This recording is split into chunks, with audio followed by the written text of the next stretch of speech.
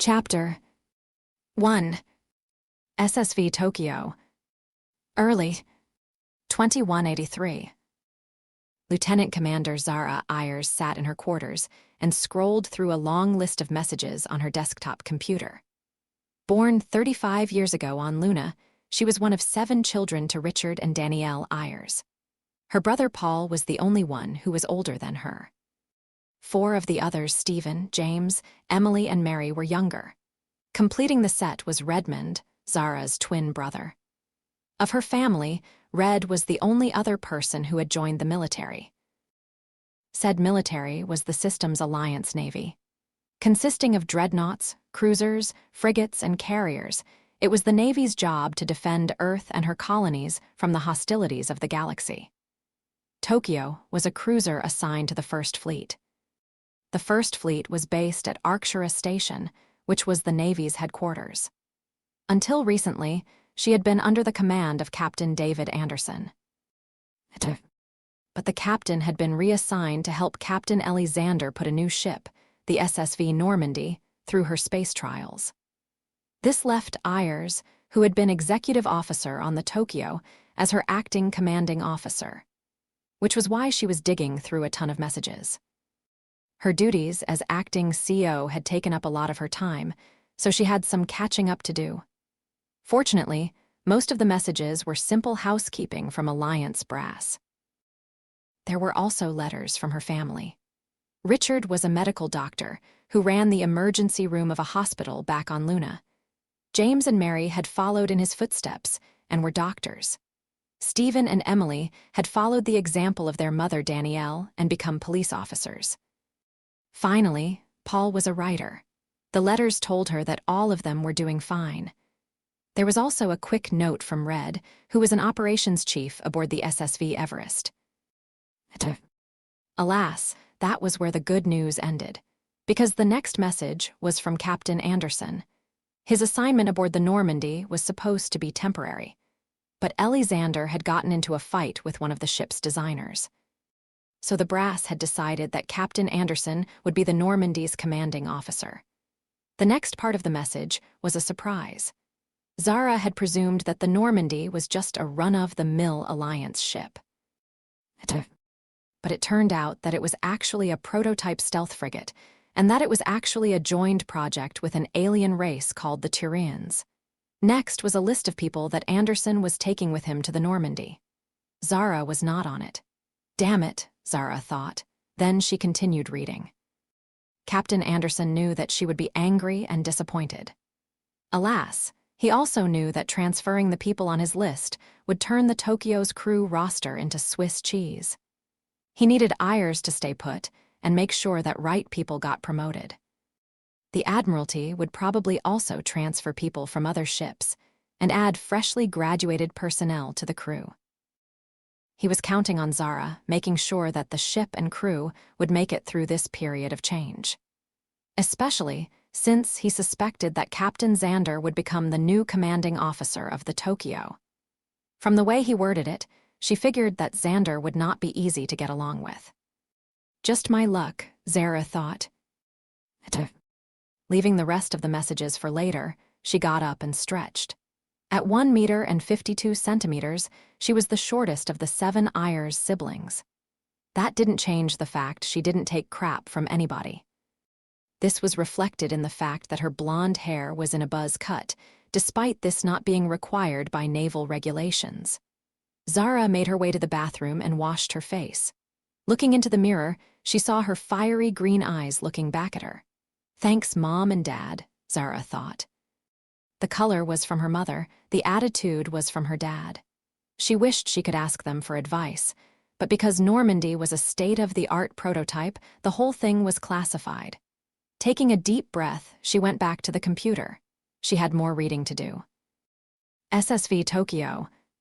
3 days after the Battle of the Citadel. 2183. Tokyo's Combat Information Center was buzzing with activity as she approached her home port of Arcturus Station. Captain Anderson's predictions on the ship's fate had been right on the money, so Ayers had done exactly what he had asked her to do. She had made sure that both the ship and crew were working well. Unfortunately, her instincts about Captain Xander had been right as well. Ellie Xander was a demanding and hard-nosed commanding officer. Ayers could be a hard case, but she also knew when to release the reins. It was that last part that made her and Xander oil and water. She was standing behind the helm, where Lieutenant Frederick Rick McKinley was guiding the ship into dock. McKinley had graduated from the Naval Academy in the same year as Jeff Joker Morrow.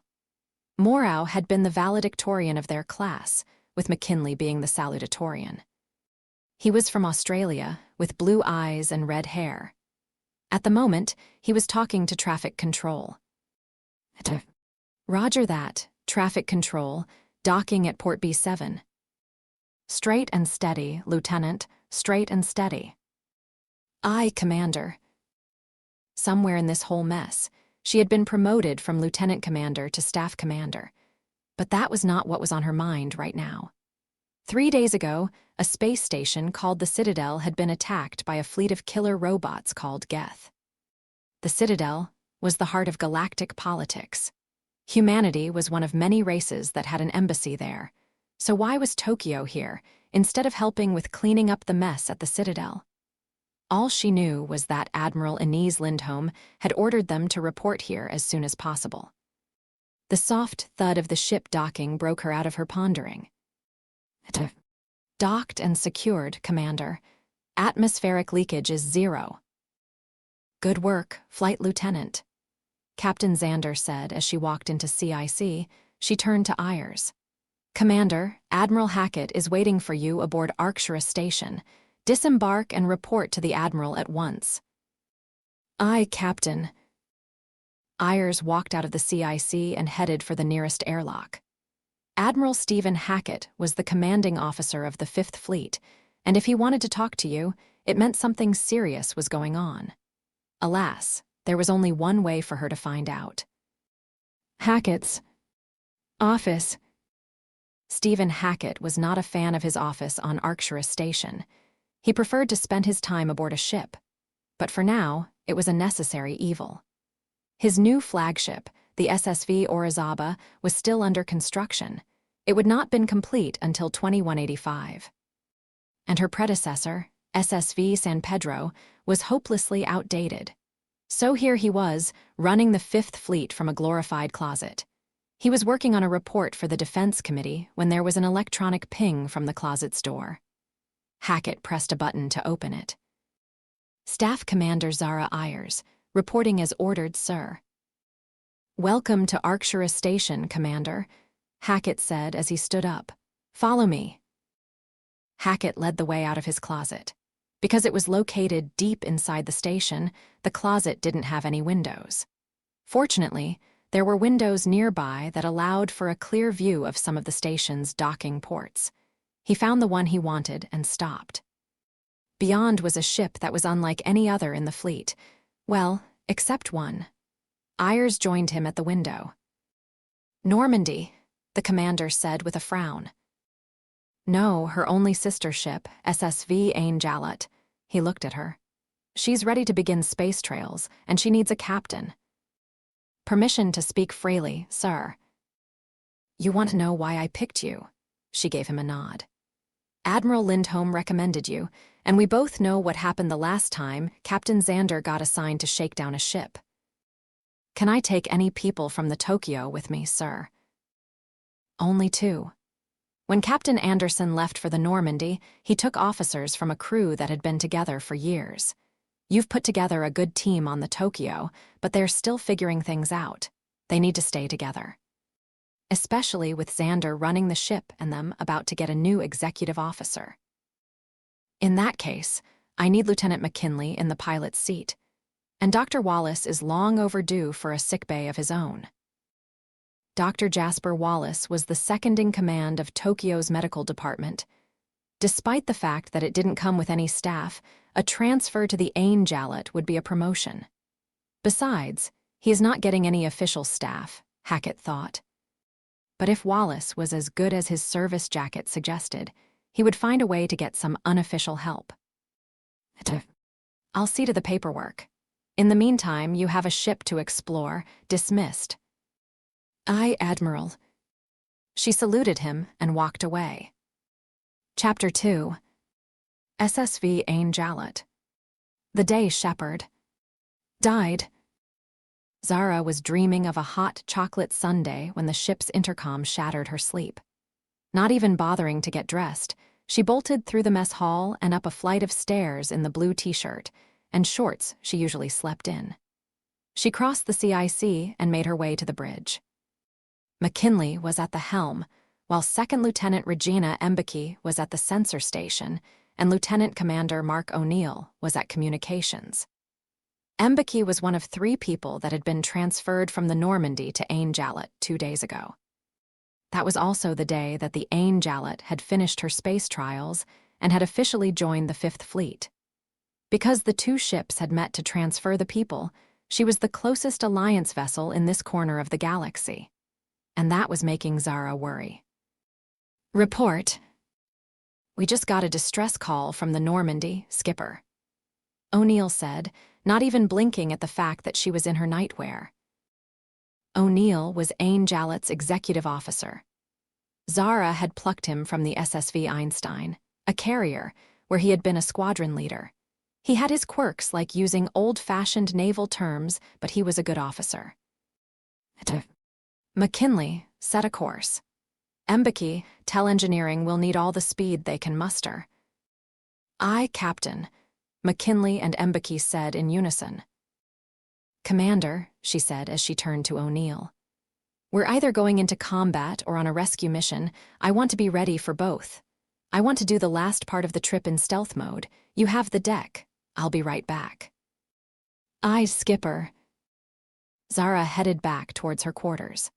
But she didn't make it there, because she was crossing CIC when she ran into Operations Chief John Harris. Chief Harris was the oldest member of the crew and the ship's only veteran of First Contact War. He had served on the SSV Einstein with O'Neill, who had been the one to recommend him to Zara. His previous captain had tried to make him an officer several times, but he had always turned it down. Morning, Captain. Morning, Chief. We just received a distress call from the Normandy. She lowered her voice. The official story is that she was chasing pockets of Geth. I need what's not in the official mission brief. 3 ships went missing in this area recently. Scuttlebutt is that Normandy was sent to find them. Anything else? I'm afraid not. Even with the unofficial info added, the mission brief was pretty thin. I could ask Lieutenant Sanders and Corporal Zhukov if they have more details, Captain. Staff Lieutenant Claudia Sanders was Ain Jalut's chief engineer, while Corporal Anatoly Zhukov was a member of the ship's Marine Force. They were other 2 people who had transferred from the Normandy. Do it, Chief. Aye, Captain. They both continued on their way. She entered her quarters and collected the rest of her uniform. The shorts and shirt she slept in were the underwear that came with it. As she got dressed, she pondered what had gone wrong with the Normandy. Shepard is a good officer. He saved our bacon during the Battle of the Citadel, Zara thought. In an ironic twist, Captain Anderson's command of the Normandy hadn't lasted all that long. The Citadel wasn't just a political force. They had access to a group of Special Forces soldiers called Spectres. The name was short for Special Tactics and Reconnaissance.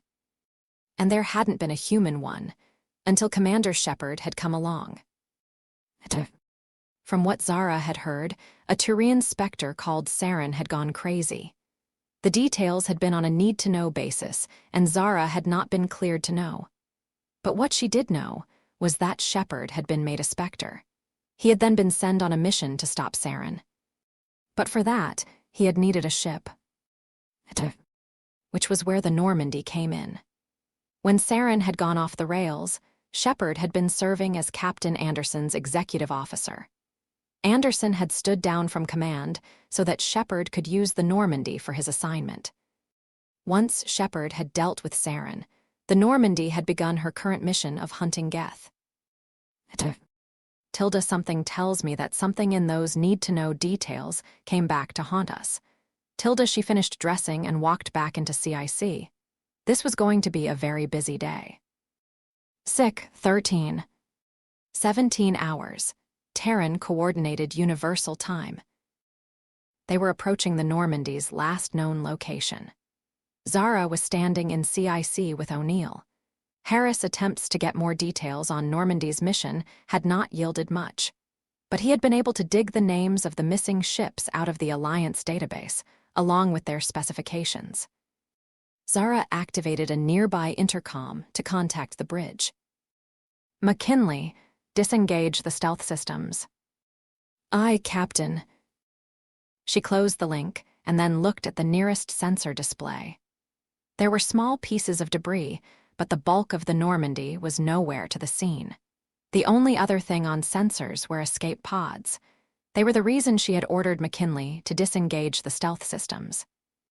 With them online, the escape pods would not be able to detect Ain Jalut. This whole situation screams attack to me, O'Neill said. By whom? If I was on this mission, I'd engage the stealth system as soon as we dropped out of FTL. Shepard probably did the same thing, and that means that whoever attacked them was able to detect them through the stealth system. That is bad news. O'Neill pressed several buttons to run long-range scans.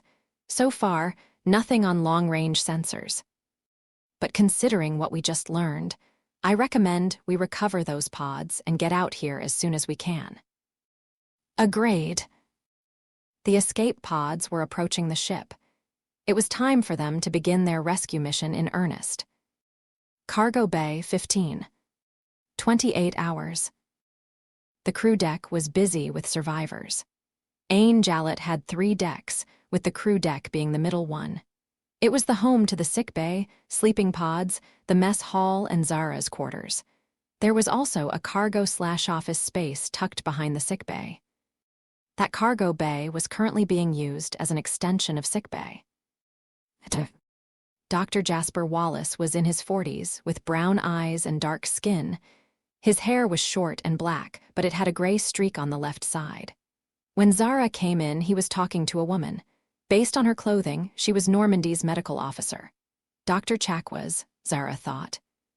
Karin Chakwas was a legendary doctor. Zara tried to estimate her age, but had no idea how old she was.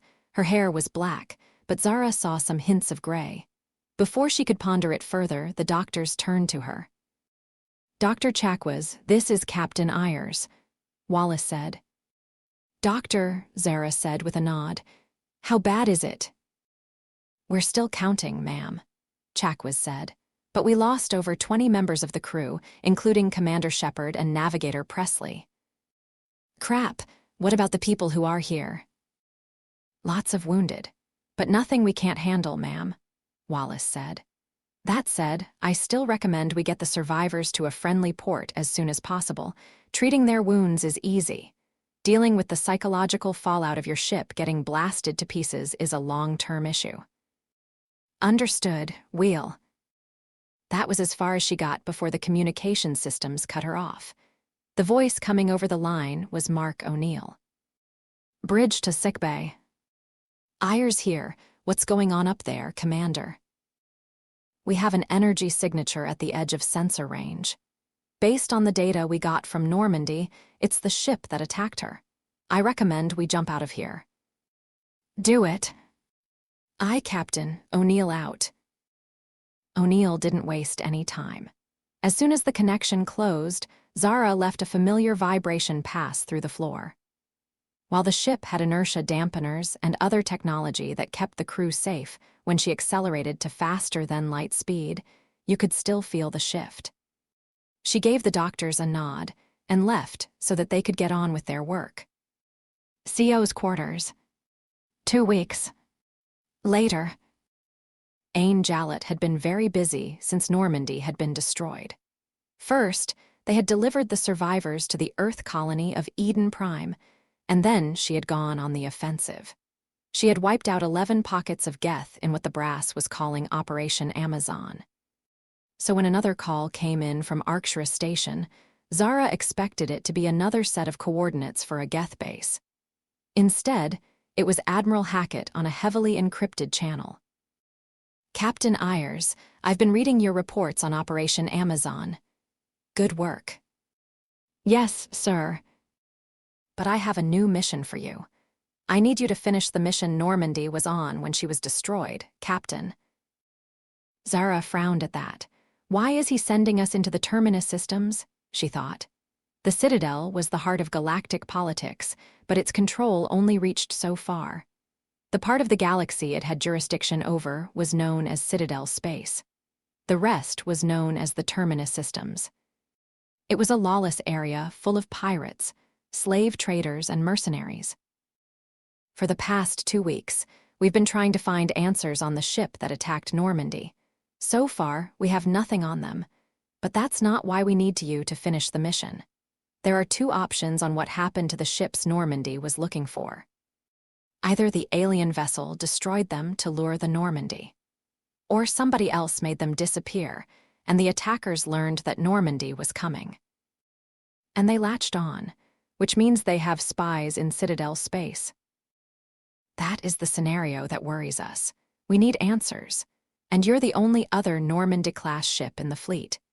SSV El Alamein and SSV Verdun won't roll off the assembly line for a long time. The reason Ain Jalut had been completed so shortly after the Normandy was that the 2 ships had almost been constructed in the parallel. But work on the Normandy had deliberately begun a few weeks earlier.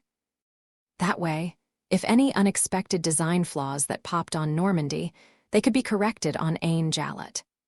But the dry dock where Normandy-class was built only had enough room to build 2 ships at a time. SSV El Alamein SR-3 and SSV Verdun SR-4 were the next 2 ships on the schedule. Right now, however, the teams that had built Normandy and Ain Jalut were enjoying some much earned shore leave. They were not scheduled to start construction until for at least another 2 weeks. Yes, Admiral, we'll get you your answers, sir. Good, hack it out. The screen went back to the standard desktop. Zara opened her personal database and found the file that Harris had put together for her. She had homework to do. Chapter 3. Bridge, 1 day after Hackett's call, 08. 15 hours. Tug. Ain Jalut was in stealth mode as she entered the Amata system. This was where Normandy had been lost. McKinley was at the helm, while Mbeki and Harris were on sensors. O'Neill was in charge in CIC, while Ayers stood next to McKinley. Anything on sensors, Chief? Negative, Captain. All scanners are clear for now. Stay on top of it, Chief. She turned to Second Lieutenant Mbeki. Any sign of our missing ships, Lieutenant? Nothing so. Mbeki frowned. Wait, I've got something. The lieutenant's fingers flew across her controls. I've found an emergency beacon in orbit of the 5th planet, but it's not transmitting a distress call, so I can't tell if it belongs to one of our missing ships, ma'am. McKinley, take us closer. Aye, Captain. Zara looked at Mbeki's screen. The 3 missing ships were Kowloon-class freighters, which came equipped with Mark III emergency beacons. The screen said that the beacon was indeed a Mark III. Good, if we can get it aboard, we might have our second clue, she thought. As if on cue, McKinley brought the ship to a stop next to the beacon. We're in position to recover the beacon, Captain. Good, rail it in. Chief, any signs of more beacons? None, Captain. Engineering to bridge, Lieutenant Sanders said over the intercom. Ayers here, what do you have for me? The beacon is aboard. We still need to power it up, but the markings say MSV Cape Town. I thought you should know, Captain. Good, Lieutenant. Ayers out. Cape Town was one of the missing ships, with the other 2 being MSV Hope and MSV Xenos. Zara figured that the attack was the only reason Normandy hadn't found the beacon. The problem was that the planet the beacon was orbiting was a gas giant. So if the Cape Town had gone down on this world, The atmospheric pressure had crushed it like a tin can. There would be nothing to recover. Cargo Bay 10:07 hours. Mark O'Neill stepped off the elevator to the cargo bay. He was still getting used to serving on a ship this small. Not that the Ain Jalut was anything to sneeze at, but the Einstein had more than 15 decks. Still, she's a good ship, Mark thought. He reached the far side of the cargo bay, where Claudia Sanders was working on the emergency beacon. The beacon was a silver cylinder with an antennae on top. Lieutenant Sanders had put that cylinder on a table and cracked it open. She was working in its guts, trying to bring it back to life. Only 28 years old, Sanders was young to be a chief engineer. But from what Mark had read in her service jacket, she was brilliant. As he approached, she looked up from her work. It was at point that Mark saw something that surprised him. Both of Sanders' eyes had been replaced by cybernetic implants. There was a painful-looking scar running from her left ear to the left corner of her mouth.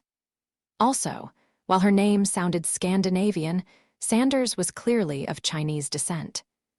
Completing the picture was her hair, which was in a pixie cut and painted bright pink. "How are we doing, Lieutenant?" "Several of the control circuits are melted. It's a delicate repair, Commander. After that, I'll charge the power cell and see what happens." "Sounds like a plan. Carry on." "Aye, Commander." O'Neill turned and headed back towards the elevator. "Sir, aren't you going to ask about my eyes?" He stopped and looked back at her. "Most of my COs do. I figured getting it over with would avoid awkward situations later." "I didn't want to be one of those nosy COs. I've had several of those over the years, and they were all asses." "Yes, sir," Sanders said with a chuckle. "And to answer the grand question, I grew up aboard the MSV Demeter, an Athabasca-class freighter. One of the consoles blew up in my face. The ship's doctor pulled off a miracle and saved my life. At the same time, our captain transmitted a distress call.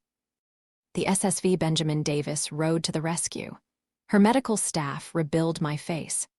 After that, it was a foregone conclusion that I would sign up as soon as I was old enough. So, dare I ask about you, sir? About what made you put on the uniform, sir?" "My parents were researchers assigned to this tiny research outpost on Triton. Only 70 people, not counting the children. They wanted me to become a researcher like them, but I had no intention of spending my life in that bubble. I wanted to see the galaxy, meet aliens, and find a pretty girl to have babies with. And if said pretty girl was an alien, even better." "Well, don't leave me hanging. How did it work out, sir?" "I've met plenty of aliens over the years. Seeing the galaxy is still a work in progress. But I did find that pretty girl. Her name is Larsa T. Gallo, and she's Asari. We made 3 blue girls together and adopted 2 humans boys. They're on the Citadel." Sanders gave him a smile, just as the beacon beeped. The control circuits had apparently been restored to operation. Sanders put away the tools she had been using and found a power cable. She connected one end to a socket in the floor and the other to the beacon's power cell. Seconds later, the beacon began to hum. O'Neill joined Sanders at the beacon. "Before we get busy with this beacon, there's one more thing I need to know. Why pink?" "I tried blue and green, but pink looked best." Sanders took out a scanner and ran in over the beacon. "It's charging, but it'll take at least an hour before we can get any useful information from it, Commander." "Good work. See you in an hour." As O'Neill headed back towards the elevator, he is glad that the skipper hadn't been around to hear them having their conversation. She probably would have given him a glare for being too informal. But that was simply what he did. He pressed the button and waited for the elevator to get to work. Cargo Bay 11:20 hours. The past hour had been spent scanning the gas giant that the beacon had been orbiting. Zara knew that the chances of them finding anything were small, but she wanted to be sure they didn't miss anything. Sanders was running a diagnostic on the beacon as they stepped off the elevator. "Lieutenant," O'Neill said, How is our beacon feeling now? It's only 20% charged, but that's enough for us to get the data we need, sir and ma'am. Then let's see what she has to say, Lieutenant. Sanders nodded and pressed several buttons on the probe. A holographic display appeared above the probe. It showed a graph. This beacon launched 4 weeks ago. It should have kept transmitting for at least another 2 months. It's like something leached all the power, O'Neill said. That's my raid, Sanders began, but there is no external damage to the beacon. Can you access the distress call? Yes, ma'am, coming right up.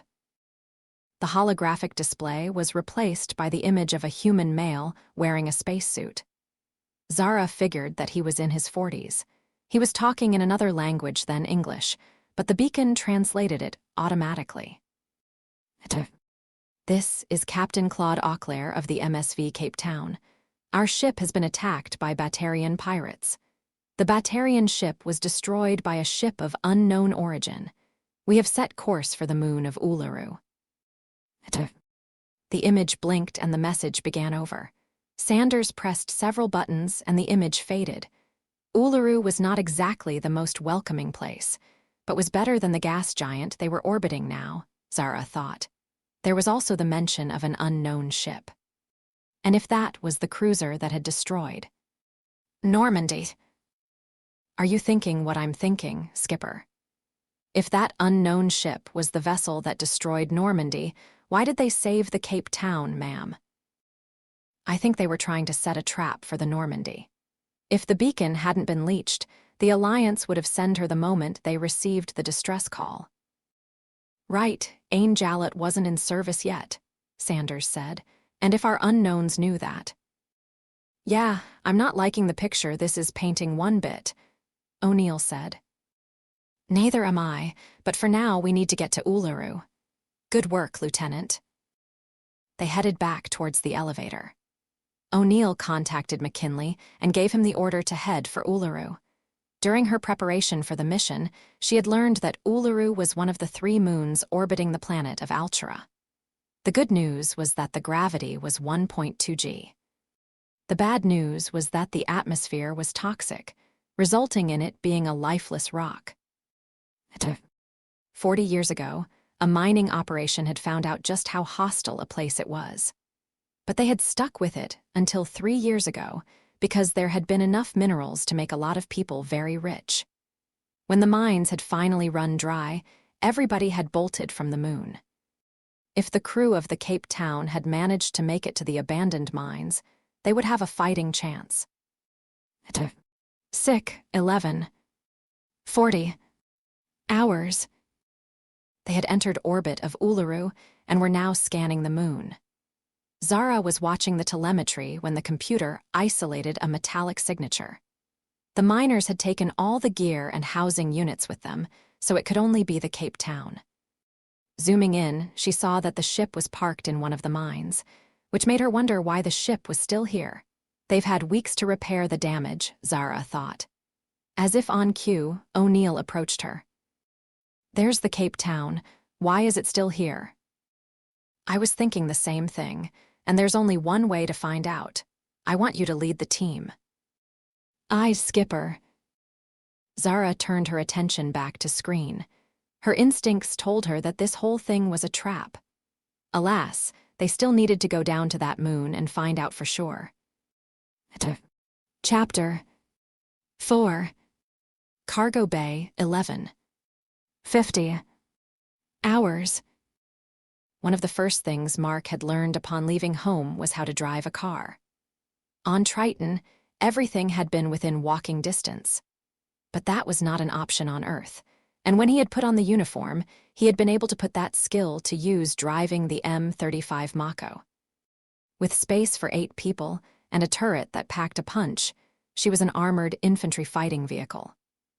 The turret had both a machine gun and an old-fashioned cannon that lobbed 155mm shells.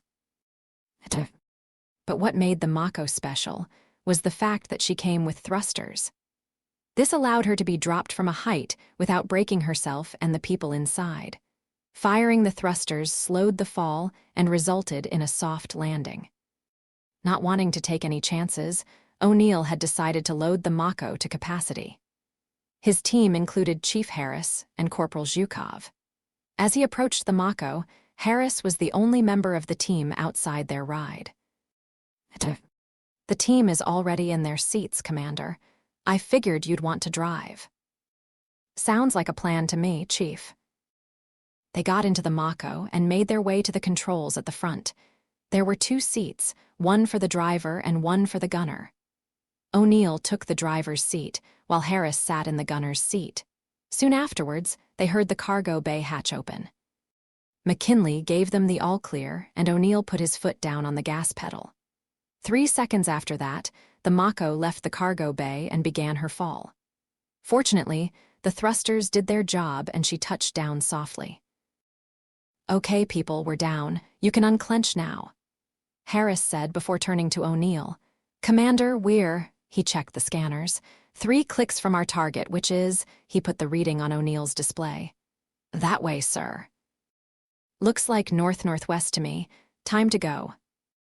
He put his foot down, and the Mako bolted on her way. SSV Ain Jalut. Sick.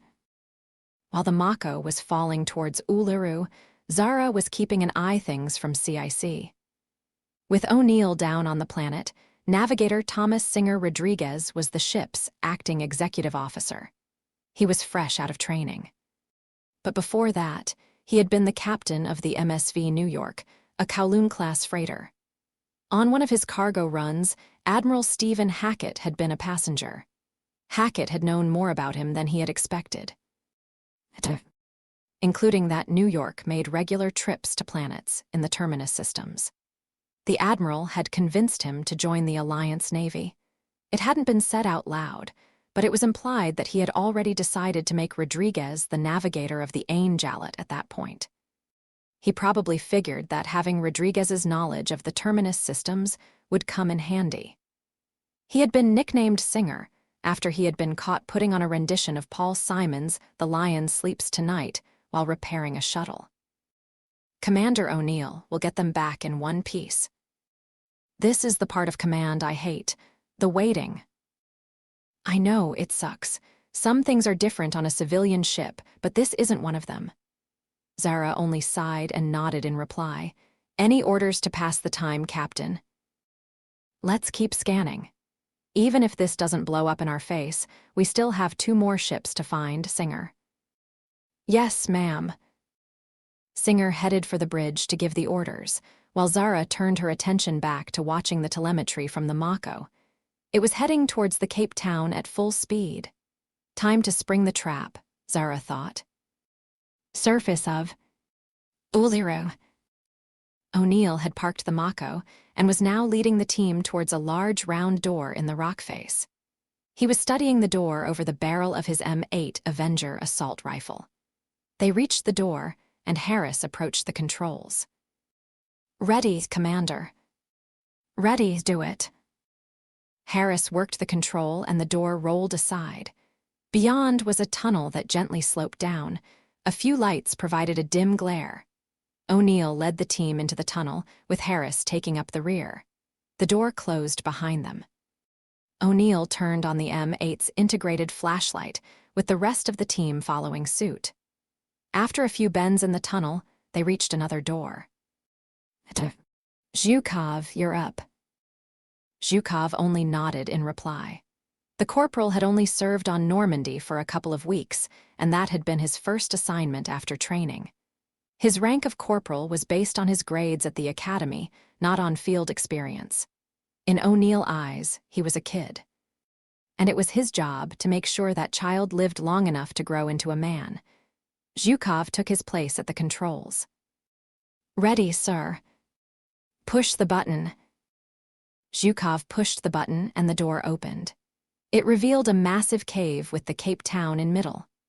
The freighter was scorched by weapons fire, but there were patches on the hull that showed the crew had been making repairs. Above the ship was a large metal door. This door led to a large shaft, which was how the freighter had gotten in here.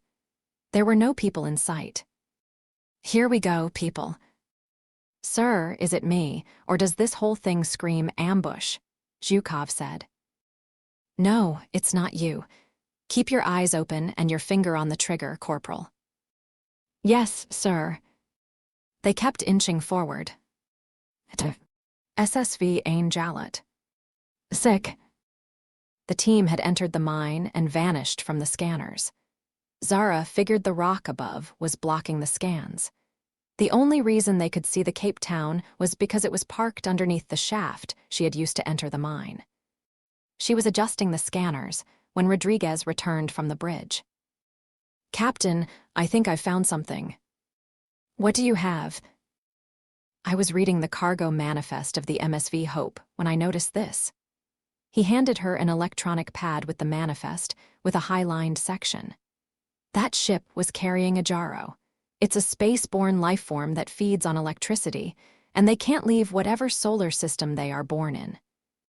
I've never heard of it.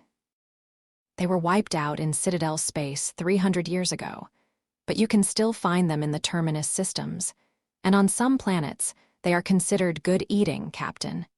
If you find the right place, you can sell them for over 200,000 credits a pop, ma'am. Okay, but what does all of this have to do with finding the Hope? My theory is that the crew caught the Jaro to make some extra money. But then the Hope gets attacked, either by the unknown ship or the Batarians, and the Jaro escapes. I checked, and Hope went missing before the Cape Town, so the Jaro could have fed upon the Cape Town's beacon. And if it also fed upon the Hope's beacon, that would explain why its beacon is not transmitting. And if we proof your theory, then we'd have solid proof that things went pear-shaped for the Hope in this system. All we'd have to do is find it. The question is, can you proof your theory? Dr. Wallace and Lieutenant Sanders can. Sounds like a plan. Get them on it. Aye, Captain. Rodriguez found a quiet corner to make the necessary calls, allowing Zara to focus on the scanner again. She just hoped that things were going well down there. MSV Cape Town. They had found the Cape Town's main airlock and gone inside the ship. From what they had seen so far, the crew had managed to land the ship and repair the damage. But ship was empty. There were no people aboard and no bodies to be found. They were in the cargo bay when Zhukov asked what O'Neill figured they were all thinking. This ship looks ready to go, so why is it still here, sirs? For the looks of it, Harris began. 3 reasons. 1, the atmosphere is blocking their sensors. They had no way of knowing if the unknown ship that saved them was still around. 2, they had no way of knowing if it was friend or foe. And 3, the maneuvering thrusters and anti-proton sublight drives are out of fuel. And the FTL core is useless for getting this ship into orbit, O'Neill said. Come on, we have to find the crew. O'Neill led the way to the bridge. The controls were dark, except for one console. Checking the readout, he found a final log entry waiting to be played. He pressed the button and the voice of Captain Auclair sounded through the ship's PA system. This is Captain Claude Auclair. We can no longer power the ship's heating. Fortunately, there are deeper tunnels we can access, and from what we can tell, those are warmer. So that's where we're relocating. Okay, people, we're going deeper. O'Neill led the team out of the Cape Town. It didn't take them long to find the way down to the deeper tunnels. They led to another large chamber, which was home to a makeshift encampment. The problem was this encampment wasn't just home to the Cape Town crew. There were 6 Batarians. And they were all armed. The moment O'Neill's team stepped into the cave, the Batarians drew their weapons and pointed them at the Cape Town crew. The whole situation had just become a Mexican standoff. SSV Ain Jalut. Sick. Zara was still watching the scanners when Dr. Wallace's voice broke her concentration. It took her a second to realize that the doctor wasn't here, but was actually talking to her over the intercom. She had been so focused on the scanners that she had tuned the rest of the universe out. What do you have for me, Doctor? Good news. Singer's theory was right on the money. The beacon was drained by a Jaro. Thank you, Doctor. Zara walked out of CIC and made her way to the bridge. Rodriguez was overseeing Lieutenant Mbeki and Chief Harris, who were scanning for the Hope. Rodriguez turned as she walked onto the bridge. "Captain, any news from the surface?" "No, but your theory has panned out.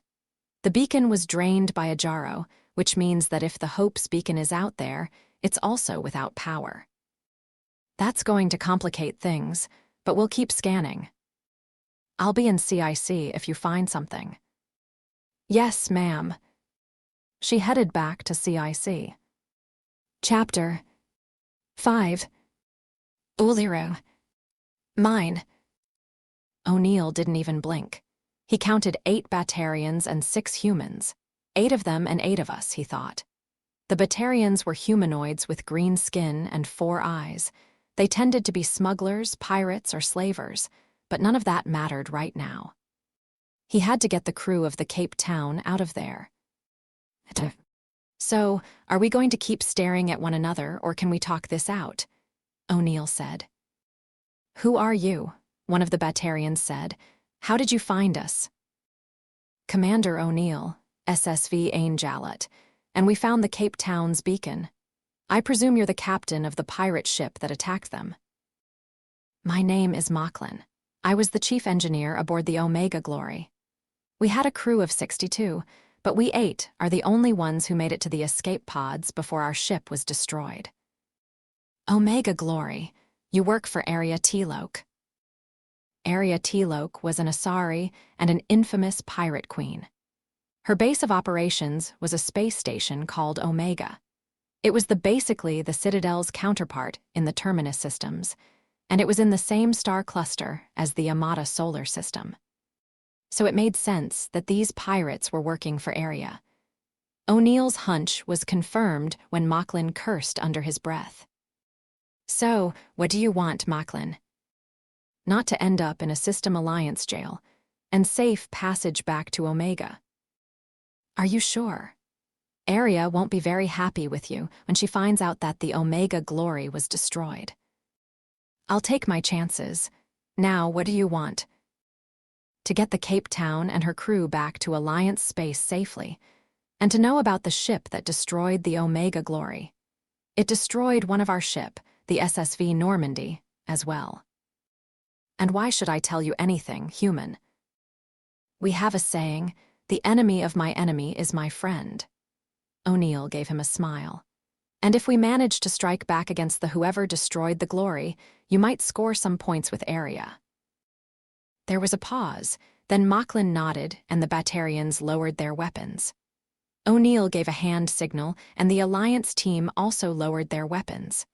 The standoff was over. SSV Ain Jalut. "Sick." 7 minutes after later, O'Neill called up to the Ain Jalut. He was in the Mako. The rest of his team was aboard the Cape Town, along with her crew and the Batarians. Ayers and Rodriguez listened as he briefed them on the plan. "If we refuel the Cape Town, it'll get these people to safety. And in exchange for safe passage back to Omega, our Batarian friends are willing to provide us with intelligence on what's been going here."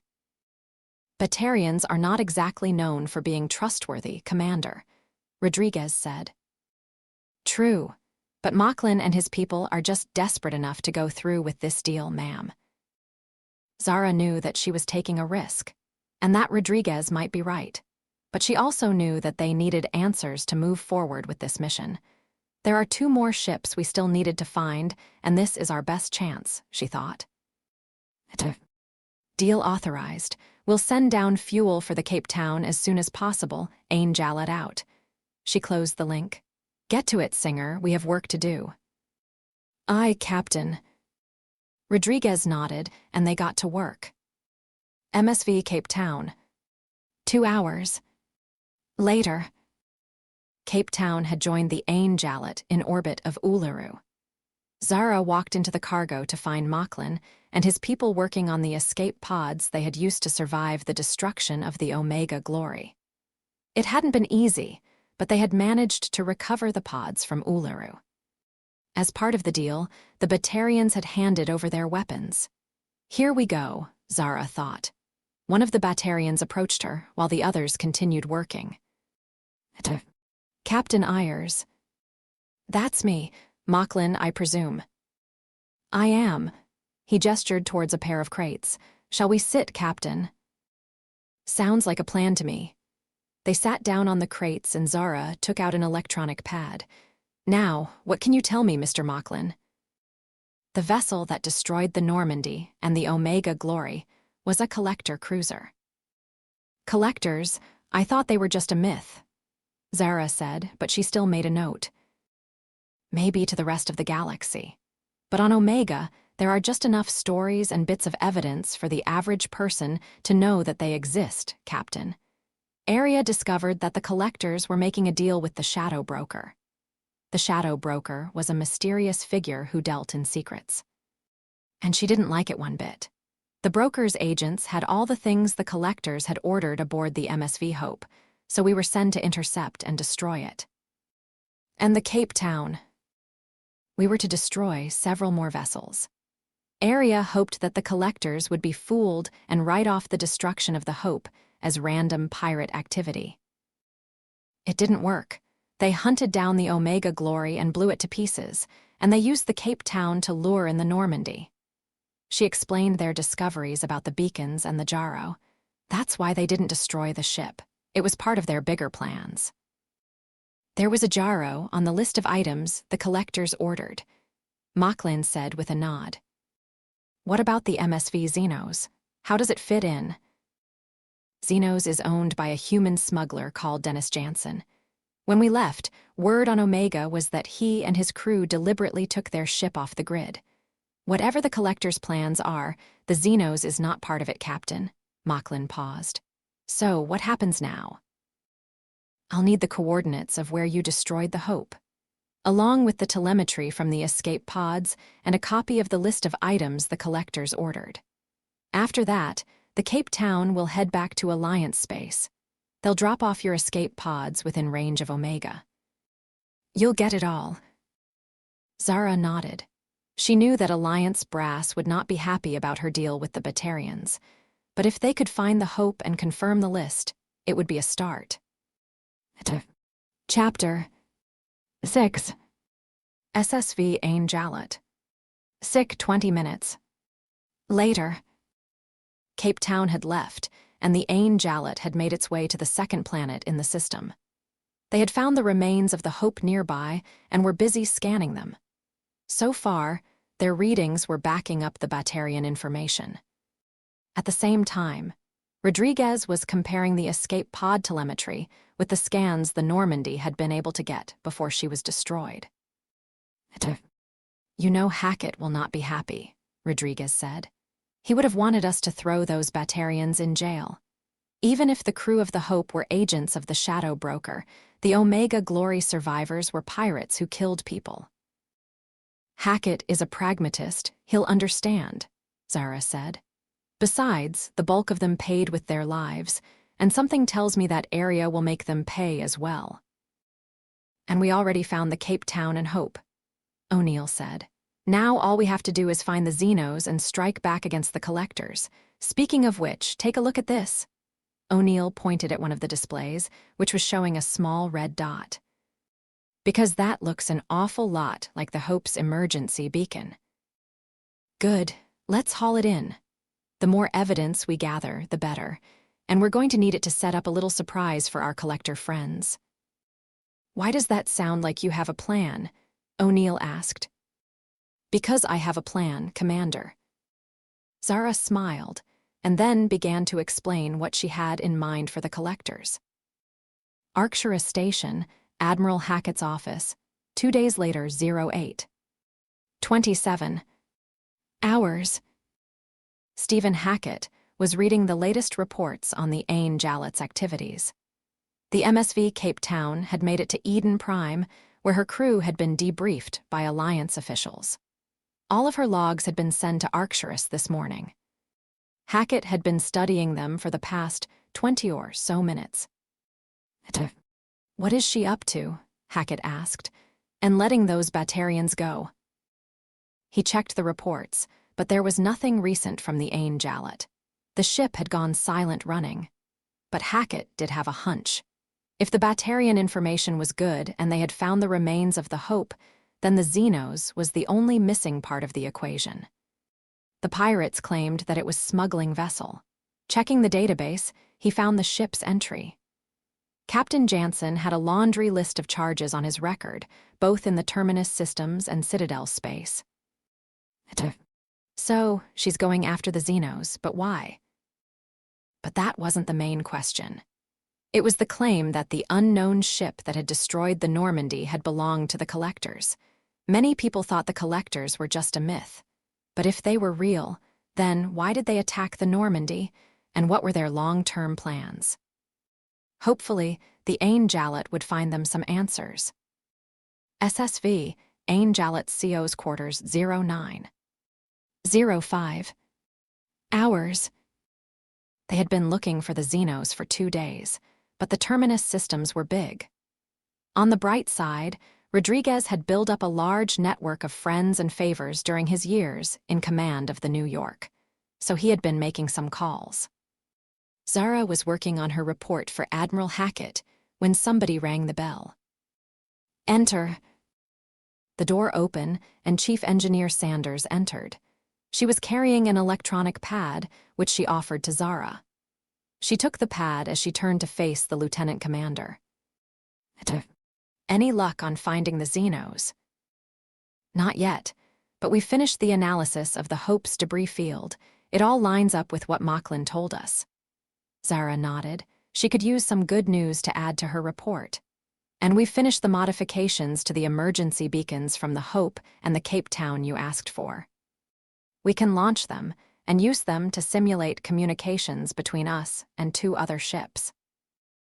Good. We're going to turn the Collector's own plan against them. Once they learn that there's a fleet poking around the Amata system, I have a feeling they'll show up to stop us. And then what? I hate to be that girl. But the last time a Normandy-class ship went up against that Collector ship, it was shot to pieces. It's going to take more than the Ain Jalut to win this fight, and we can't call for Alliance backup without giving away the plan.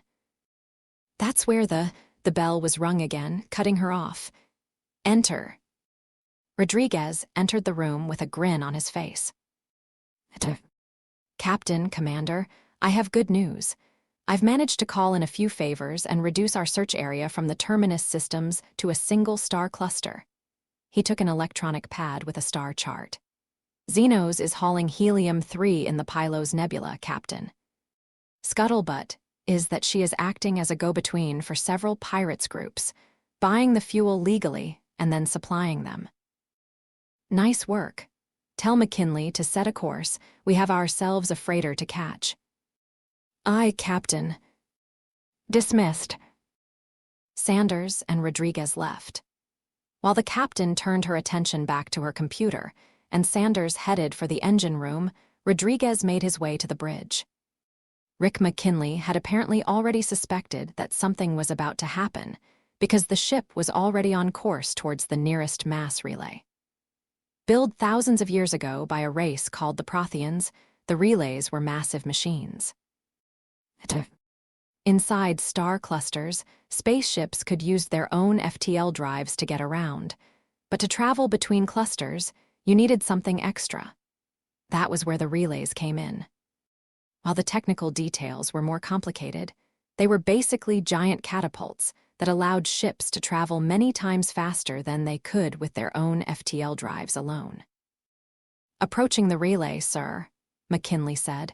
Do we have a destination? We're going to the Pylos Nebula, Lieutenant. Aye, sir.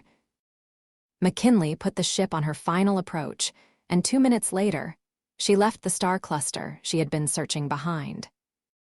SSV Ain Jalut, bridge 3 days later, 12:38 hours. The Pylos Nebula had turned out to a rather barren star cluster, but that had made the search much easier. The Ain Jalut had just entered the Narif system and was headed for a gas giant called Jonas. The gas giant was home to a helium-3 refinery. O'Neill had come up with the idea that one way the Xenos could leave less paperwork behind was to buy the fuel straight from the company that produced it. Ayers had decided it was worth a shot. As they got close, Rick McKinley activated the intercom. McKinley to Ayers. Ayers here. You might want to come up here, Captain. We're approaching Jonas, ma'am. I'll be right there. Ayers out. As they approached Jonas, dozens of ships appeared on the sensors.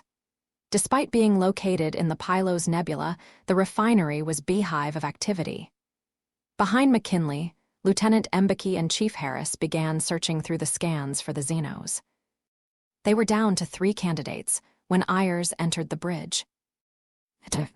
How are we doing, people? We're down to 3 candidates, Captain, Harris said. Make that 2. One of our options is Kowloon class but has an Asari crew. Mbeki said, before hitting several keys. It's also owned by Aldrin Labs, ma'am. Keep at. Zara was cut off by an alarm. We have a runner, McKinley said. She's trying to clear the traffic pattern in quite a hurry. I see her, Harris said as he operated the sensors. Yep, that's our missing ship, MSV Xenos. Pursuit course, Lieutenant. Don't worry about being subtle, just get us there. She turned to Harris. Chief, charge the lasers and lock on the mass accelerator cannons. It's time we get into our first fight. Yes, ma'am. Ain Jalut was armed with 6 Guardian lasers and 6 mass accelerator cannons. Guardian was an abbreviation, but right now it didn't matter what it stood for. As for the cannons, they used electromagnetism to throw large metal slugs at their target.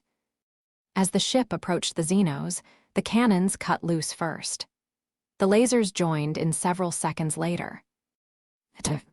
Targeting the engines, Captain. She's trying to keep her inertia going, McKinley said, but we're staying with her, ma'am. She's hailing us, Captain, Mbeki said. Zara was not interested in hearing Jansen's excuses, so she told Mbeki to ignore it. She had read Jansen's alliance file while they had been underway, and he was a well-known smuggler with a long list of charges from all over the galaxy. So the fact that they were in the Terminus systems would not save his ship from getting seized in this situation. As she looked at the sensors, the Xenos' sublight drives went dead. How's her FTL drive doing, Chief? It might still be in working order, but we damaged her hull badly enough that engaging the drive would be a really bad idea. Good, cease fire. She turned to McKinley. Take us in, Lieutenant. Aye, Captain. Ain Jalut swung to a new course to dock with the Xenos. Now came the hard part, because they were probably far from welcome aboard the freighter. But Zara had no intention of letting that stop her or her crew from finishing this mission. Chapter 7. MSV Xenos Airlock. Captain Dennis Jansen was very unhappy. Not only had he been caught, his ship had been turned into a Liam cheese, and now the Systems Alliance was about to board his ship. Some of his crew had wanted to make a fight of it, but Jansen had made it clear that was a no-go. The Alliance Marines would have them for breakfast, so here they were, waiting to be arrested.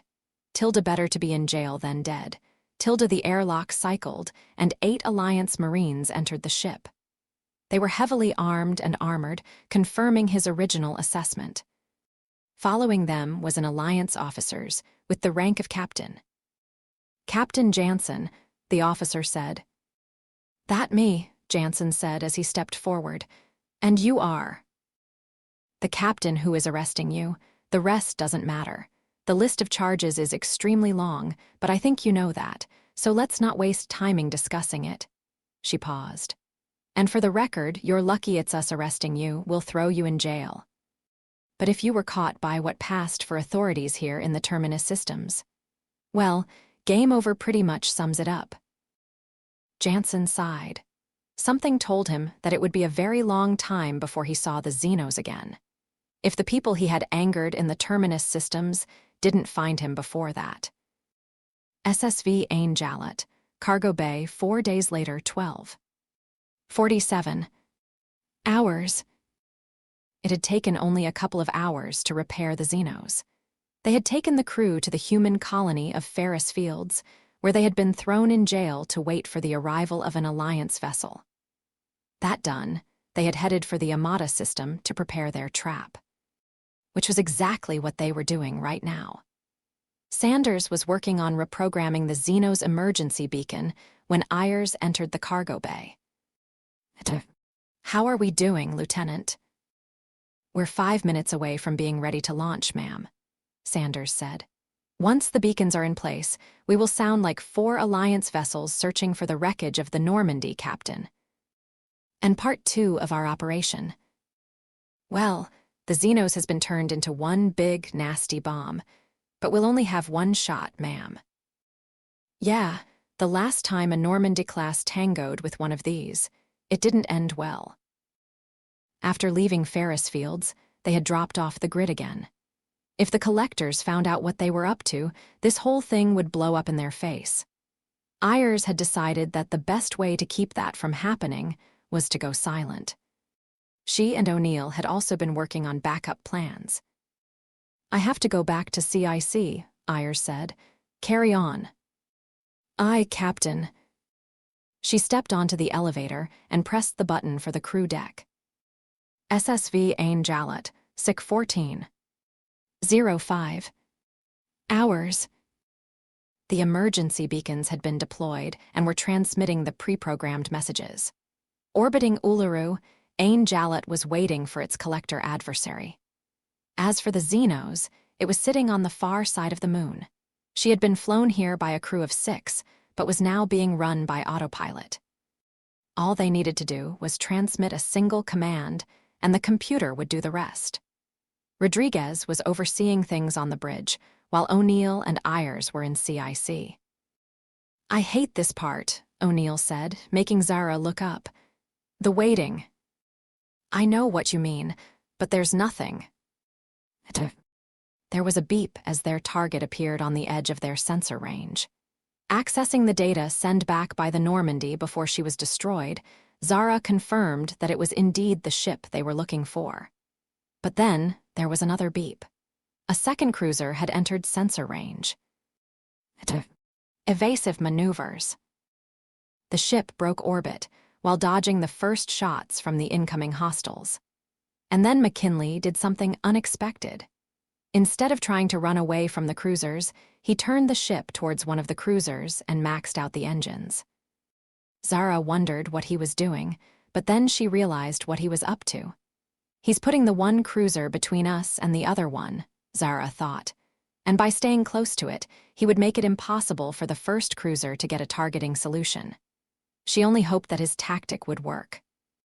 The void. In the void between galaxies, a massive being called Harbinger was watching the battle through the eyes of the collectors.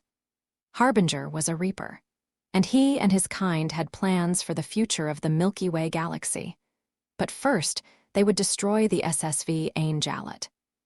It would be a crippling blow to the morale of the humans. Then they would avenge Area Telok's sabotage of their deal with the Shadow Broker by crushing the puny space station of Omega. With those 2 tasks done, the great work would begin. The starting point for Cruiser 1 had not yet been selected, but Cruiser 2 would begin its work at world called Fail Prime. Getting back to their first task, Harbinger turned his attention back to the battle. It was time to watch their pawns crush these tiny beings. SSV Ain Jalut. Bridge. The cruiser they were using for cover was trying to shake them. At the same time, they were also learning that it also had smaller port and starboard weapons. When the collectors had attacked the Normandy, they had only used their main weapon. But now they were apparently pulling out all the stops. Fortunately, McKinley had managed to dodge their attacks and stay close to the ship. As for the other cruiser, it was trying to attack them as well. And instead of damaging the Ain Jalut, it was actually hitting its sister ship. But everybody knew that this was only buying them time, so Captain Ayers had sent the command to the boys, which were passing it on to Xenos. Rodriguez and Harris watched as the freighter came from behind Uluru. It was firing its sublight engines at full burn. But they both knew that it was only a matter of time before the collectors realized what they were up to. "Come on, girl, you can do it," Rodriguez said. "She's heading for the attacking cruiser," Harris said. 20 seconds until impact, Lieutenant." "Keep that cruiser distracted, McKinley. Get her those 20 seconds." "Yes, sir, working on it." Xenos continued to close, while Rodriguez mentally counted down. 10, 5, 4, 3. Xenos hit the collector cruiser and exploded. At first, the explosion didn't seem to do as much damage as they had hoped, but the freighter had hit near the cruiser's sublight engines. 7 seconds after the impact, secondary explosions began rippling through the cruiser. And then the void. A final massive explosion vaporized the rear third of cruiser. Harbinger watched as the cruiser lost power to its main weapon, and without its engines, it could no longer maneuver. Harbinger could do nothing as the ship was reduced to a dead hunk of metals. So he cursed in the long-forgotten languages of civilizations wiped out by the Reapers over their millions of years of existence. The second cruiser was still trying to fire at the puny Alliance vessel. But now that the first cruiser was out of the picture, the Alliance vessel could put more distance between itself and the second cruiser. It cut loose with its weapons. SSV Ain Jalut. Sick. But they were doing far too little damage. Zara turned to O'Neill. "Commander, time for Bravo." "Aye, Skipper." O'Neill turned for the stairs down to the crew deck, but then stopped. "I'll do everything I can to get them back in one piece, ma'am." "Make sure you come back in one piece as well." He nodded and headed out. At the same time, Zara headed for the bridge. When she got there, Rodriguez and Harris were on top of things. They were making sure that the weapons were targeting the areas already damaged by the other collector cruiser. The ship had just finished a strafing run when she entered. "We're executing Bravo. I need you to take over in CIC." "Aye, ma'am." Rodriguez left while McKinley swung the ship around. As soon as it was in range, Harris fired the lasers while Mbeki unleashed the cannons. Now it's up to Mark, Zara thought. Sometimes you had to take a leap of faith. And for some of the Ain Jalut's crew, that was about to become literal. Chapter 8. Space. Ain Jalut turned away from the complete cruiser and jumped into FTL. But she only remained at speed for 1 minute. Once back at sublight speed, she turned 180 degrees and went back to FTL. She then dropped back into the battlefield in the place where the second cruiser's sublight engines had been. McKinley then opened the cargo bay door and the M-35 Mako jumped into space. Using her thrusters, the vehicle landed inside the wreckage. Originally, the plan had been for the Mako to do damage and gather intelligence. But now that the second cruiser was in the picture, that plan was out the window. Instead, the plan was to use the weapons of the wrecked cruiser against the intact one. To keep the collectors from figuring it out, the Ain Jalut would have to keep the second ship busy. McKinley closed the cargo bay door and then took it out of the shadow of the wrecked cruiser. The moment they cleared the ship, the other cruiser turned to attack them. SSV Ain Jalut. Bridge. The computer had called the broken cruiser enemy vessel Alpha and the intact ship enemy vessel Bravo. But Harris had nicknamed the broken one Abby and the intact one Bertha. "Bertha is on an intercept course, ma'am," Harris said. "The Mako is making her way deeper inside Abby." "Good." Zara was standing behind the helm. "Keep Bertha shooting at us, McKinley. Mbeki, any sign of collector reinforcements?" "No, Captain," Mbeki said. "Nothing on sensors except them and us. No communications detected either." "Stay on top of it, Lieutenant." "Aye, Captain." Bertha opened fire, and McKinley began evasive maneuvers. Mako. Abby was empty and badly damaged. What had happened was called a reliant collapse. On the Ain Jalut, the sublight engines were mounted inside wing-like structures, but plenty of other ships had their sublight engines at the stern of their main hull. To keep the heat from the engines from traveling forward, ships with this setup had a special bulkhead called the security baffle. The security baffle was extra thick and had a cooling system. Its job was to keep the heat from traveling forward and frying everybody and everything aboard. Back in 2161, a freighter called MSV Reliant had learned just how important that bulkhead was when it had ruptured. The heat had caused key systems to fail, and the freighter had exploded. When Xenos had hit Abby, the explosion had cracked her security baffle. It had started a chain reaction that had ended with the explosion of the sublight drives. Anybody who hadn't been killed by that explosion had been vented into space. Which was why there was nobody aboard as O'Neill drove the Mako down its corridors. Besides O'Neill, the vehicle had only 2 other people aboard. Sitting in the gunnery seat was Corporal Zhukov, while Private Maria Barnaby was sitting in the rear section. Like Zhukov, Barnaby was fresh out of training. Born in Edinburgh, Scotland, she had red hair and a buzz cut above kind green eyes. Before she had joined the Alliance Marines, she had been a computer programmer. But she had wanted to see more of the galaxy, so here she was. She was studying the Mako scanners.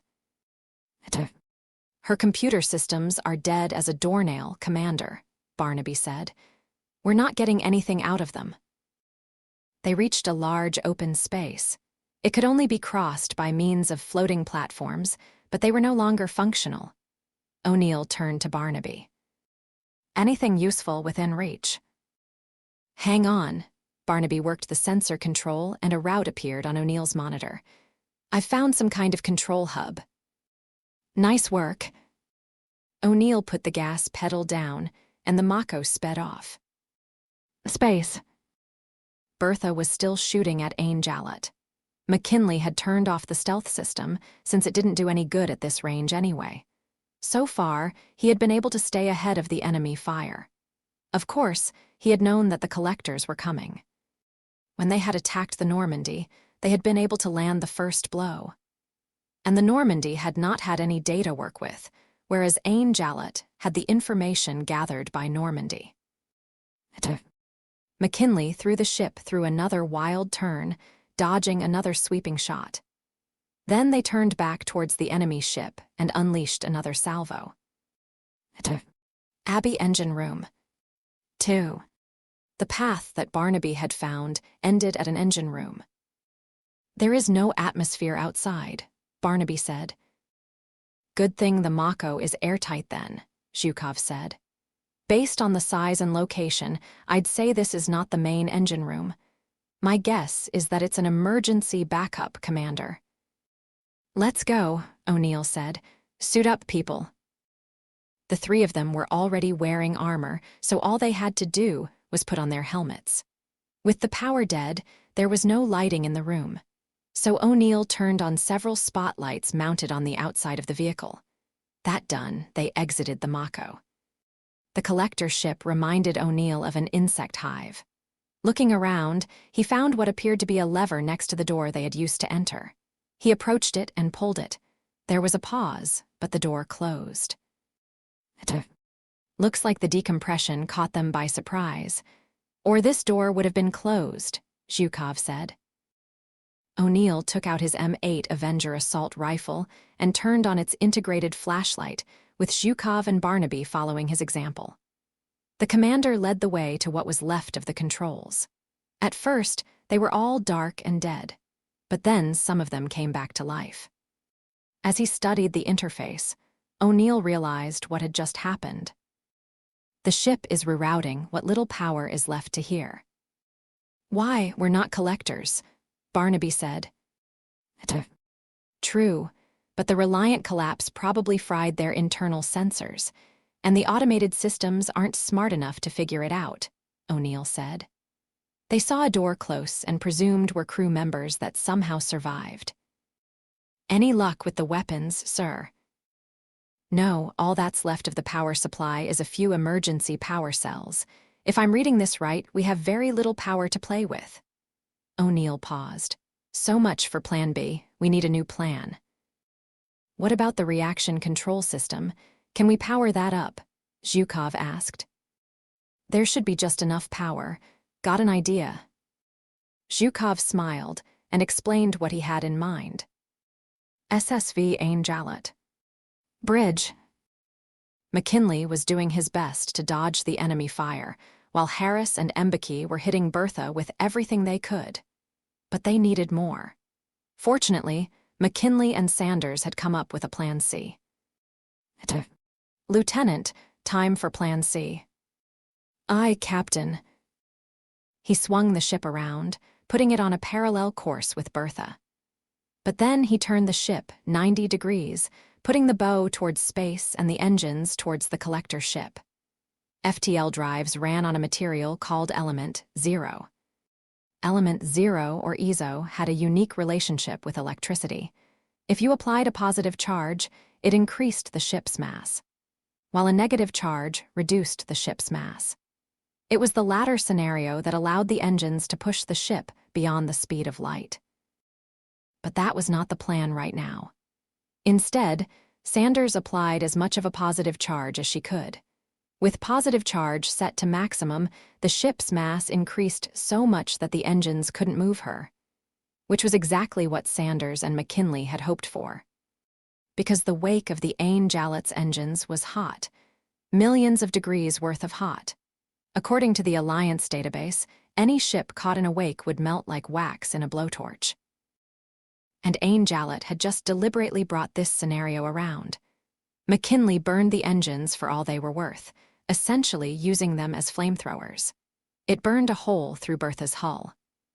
Then Sanders flipped the charge to negative, and the ship bolted in FTL before the collector cruiser could turn towards her. As McKinley slowed the ship and turned it for another run, Harris noticed something. Captain, Abby is firing her reaction control thrusters.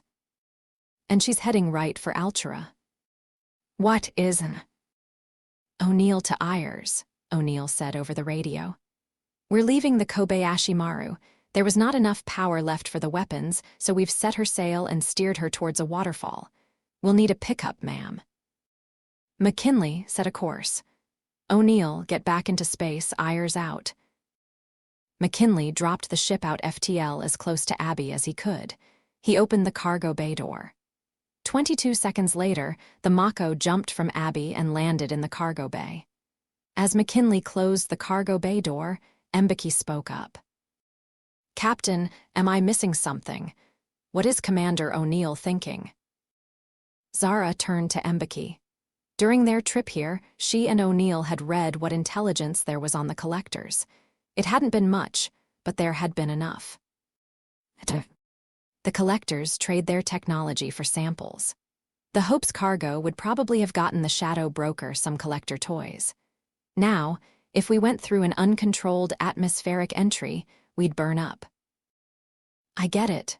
Bertha is big enough for part of it to survive, and then everybody and his brother will try to salvage collector tech from the wreck, which means no more trading. And no more samples.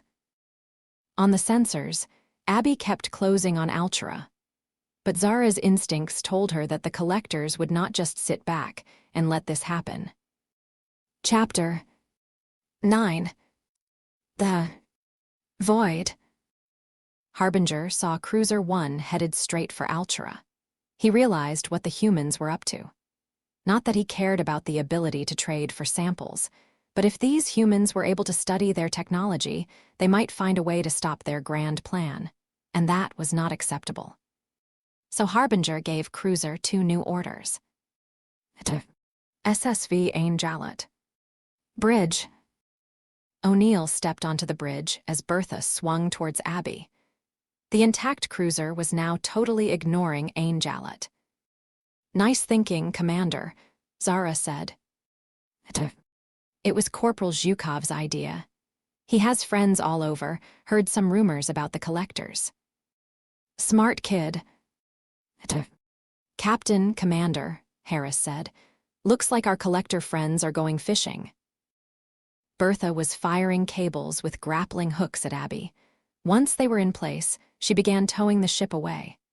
Harris projected the cruiser's course, and Zara realized that she was breaking off the engagement. "They're running back home," Zara thought. She turned to McKinley and ordered him to set course for Omega. The file on the collectors had contained a rumor about their possible origins.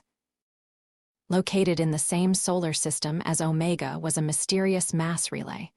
Called the Omega-4 relay, nobody who gone through it had ever returned. Except, and this was the rumor that had been in the file, the collectors. Zara figured that on a normal day, Bertha would get there first. But today, Bertha was towing Abby. If they could get there first and see the pair of collector ships got through the relay, it would be hard confirmation that their homeworld was somewhere beyond. SSV, Ain Jalut CO's quarters. Thanks to McKinley's piloting skills and Sanders' work in engineering, Ain Jalut had made it to the relay first. She was currently sitting near the relay, releasing heat as she waited for the collector ships to arrive. One of the problems with space battles was that ships build up heat during the fighting. The only way to keep the crew from being cooked alive was to disengage and find a quiet place to vent the heat. Zara had left O'Neill and Rodriguez in charge while she had gone down to her quarters. She would have to explain this whole crazy mission to Hackett and the rest of the Admiralty. So she was working on her report and the ship's log. Once they all the paperwork in order, they would connect to the nearest communication buoy and send it all to headquarters. Then all she could do was hope that the Admiralty wouldn't yell at her. O'Neill to Ayers. "Ayers here, have our guests arrived?" "They're on approach, Skipper. Heading straight for the Omega-4 relay, ma'am." "I'm on my way, Ayers out." She saved the draft of her report, then left her quarters. By the time she reached CIC, it was a beehive of activity. Rodriguez was giving orders, while O'Neill had gone forward to the bridge. Singer saluted her as she approached. "At ease," Zara said.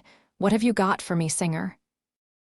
"We're running all the scans we can on the collector ships, ma'am. And Lieutenant Sanders reports we've cooled down enough to engage them if they pick a fight. Plus, we've picked a position from which we can easily make it to Omega if it turns into a brawl. T-Loc might not really like us, but if the collectors shoot at Omega, your money is on her backing us and not them." "Yes, ma'am." Zara turned to one of the displays and watched as Bertha approached with Abby in tow. So, round two or leaving, Zara thought. The ships appeared to be ignoring Ain Jalut. As they approached, the Omega-4 relay lit up like a Christmas tree. Leaving, she thought. The two ships entered range and the relay did its job, catapulting them into the unknown. And there's our confirmation. She turned back to Rodriguez. "Good work. Finish venting, then set course back to Citadel space. I'll be in my quarters working on my explanation for all this." "Aye, ma'am." Zara headed back to her quarters. There was work to be done. The void. Harbinger watched as the cruisers returned to base. The damage to Cruiser 2 was light, and it would be fully functional in mere weeks. But Cruiser 1 would need extensive repairs, not to mention the fact that they would need to grow new pawns. The Reaper's grand plan for the collectors had been delayed, but it was a stay of execution. The plan would still happen. Only now it would be in 2185, and once the Reapers arrived, there would be nothing these puny humans would be able to do. The Alliance vessel might have won the battle, but it would be the Reapers that would win the war. SSV, Ain Jalut CO's quarters, 3 days after the skirmish of Uluru 12. 30 hours. The last 3 days had been blissful boredom as they patrolled Citadel space for pirate activity. All the paperwork had been sent, and it was now only a matter of waiting how the brass would respond. Zara was working on crew evaluations when McKinley's voice came over the intercom. McKinley to Ayers, we have a signal incoming from Arcturus Station. It's Admiral Hackett. Route it to the briefing room, Lieutenant. I'll take it there. Aye, Captain. McKinley out. Zara left her quarters and made her way to the briefing room. Located in the rear section of the top, it was a round chamber with 6 chairs and 3 hologram projectors. After Zara pressed the right buttons, one of the hologram projectors activated to show a life-size image of Admiral Hackett. Admiral, Zara said as she saluted. Captain Ayers, we've finished reviewing the reports on your mission. Hackett began. Admiral Lindholm was impressed, while Admiral Singh wanted to court-martial you for potentially starting a war with the collectors. I sided with Admiral Lindholm. You found out what happened to the 3 ships that vanished and neutralized the collector vessel that destroyed the Normandy for the foreseeable future. You also confirmed that their homeworld is somewhere beyond the Omega-4 relay. Good work. Hackett out. Hackett's image faded away, and Zara sighed with relief. The mission was now really over. Chronos Station a week later. In the heart of a station not on any map, a man with cybernetic eyes read the reports on the skirmish of Uluru and smoked a cigarette. The leader of a pro-human group called Cerberus, he was only known as the Elusive Man. The Elusive Man did not have much confidence in the Alliance Navy leadership, and their handling of the reports he was reading was another example of why. Instead of sending the Ain Jalut's report to every ship in the fleets, the Admiral had decided to classify it. Only Alliance officers with the rank of Admiral or Fleet Admiral would be allowed access to these files. Fortunately, Cerberus had agents in the right places. They had managed to make a copy without anybody noticing and transmit them to a Cerberus information pipeline. He ordered the files added to the Cerberus database. This instincts told him that this information might come in handy one day. The end.